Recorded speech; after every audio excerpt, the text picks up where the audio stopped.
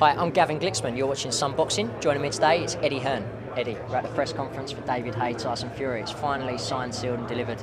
You must be delighted. Yeah, I mean, I'm sort of behind the scenes on this one, obviously working with Haymaker, but nice to just sit back and enjoy the presser, and very entertaining. I mean, Tyson Fury is great for the sport. I mean, sometimes he may say some things that he shouldn't, but generally we need characters in sport, we need personalities, and Tyson Fury really just then gave an exhibition of what makes sport interesting, you know, and everyone can be good at stuff, and he's a good fighter, but you need to be a character, you need to be a personality, and you need people to have opinions about you, and everyone will have an opinion about Tyson Fury.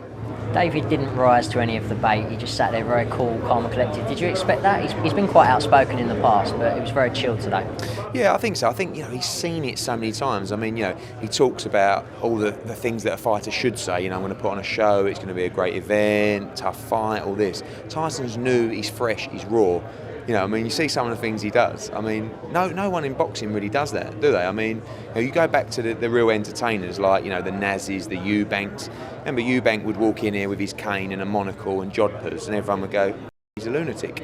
And the same with Tyson. You know, you think the guy's totally mad.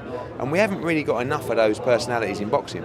So I think it's great. It's great for the sport. Doesn't mean he's going to win.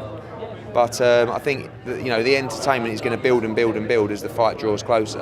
And I think he's going to end up... I think a lot of people are going to warm to Tyson Fury in the build-up to his fight, because I think essentially he's actually a decent bloke. He just says some things off the cuff that sometimes he probably shouldn't. But you know, I think if he goes on to beat Haye, he's going to be mega. Worst case scenario, if Tyson does lose to David, obviously it's only the first defeat of his career. Where does he go after that? I mean, look, he can always come again. But I think this is a crunch fight for both fighters. If Fury loses, you know, but he's lost to one of the best heavyweights in the world. I think if David loses, I think he'll pack up shop, you know. But it's a big fight for both of them, a lot on the line, you know. And I respect Tyson for taking the fight, because he didn't have to take this fight. There were other opportunities out there, not for this kind of money, but he is undefeated and he's only young. So, you know, they obviously seen the fight and fancy the win. It's always tough to call heavyweight boxing, but do you think this is going to be quite a quick one? You know, a lot of people who are respected in boxing tip Tyson Fury to win it, to be too big for him. Haye has struggled against the bigger men. You know, you look at Klitschko as a good example of that. But for me, I think, you know, if Tyson's got to be able to deal with his speed, he's got to be able to, you know, deal with his power, because he has got power, although he's not the biggest heavyweight in the world. So, you know, I think David is definitely the favourite, but it is fairly well balanced.